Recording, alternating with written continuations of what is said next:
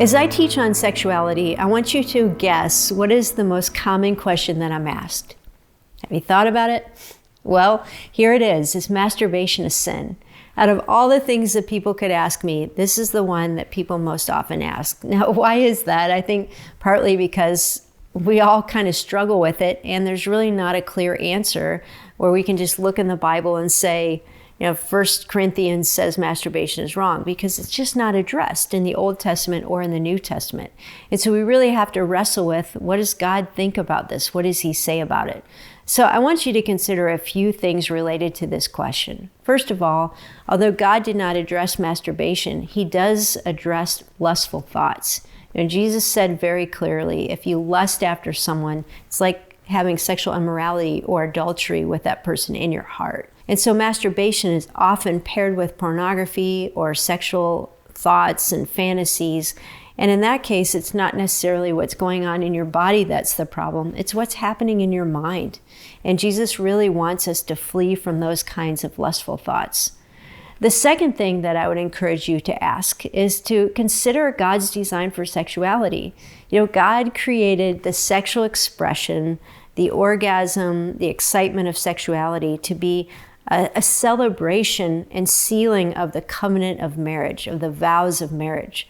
And so anytime we have a sexual expression outside of that, it's not the fullness of what God designed our sex to be. And so part of how I think about this topic of masturbation is that it is at the very least an immature expression of sex. And so if you're using masturbation to avoid the covenant of marriage, if you're using it in such a way that that is your fulfillment, there should be an ache within you that says, this is not the fullness of what God gave me a sex drive for. The third thing I would ask you to consider is, why are you drawn to masturbation? What's the reason behind it? And for some people, it really is just a physical drive that they feel like they need a release from. For other people, it's the expression of sexual shame, even from their past. Maybe their sexuality was awakened at a young age, and that's how they learned to cope with their sexuality or with their shame. For some people, it's an escape from depression or loneliness. It's a way to fall asleep. And I think once we really ask those questions before the Lord, why do I keep running to this? It helps us maybe identify some healthier ways that we deal with aspects of life that lead us to masturbation. For example, I think there are some single men who will use masturbation as a way of curbing their sexual desires so that they don't feel compelled to do the hard work of asking a girl on a date and pursuing a relationship and finally stepping into the covenant of marriage.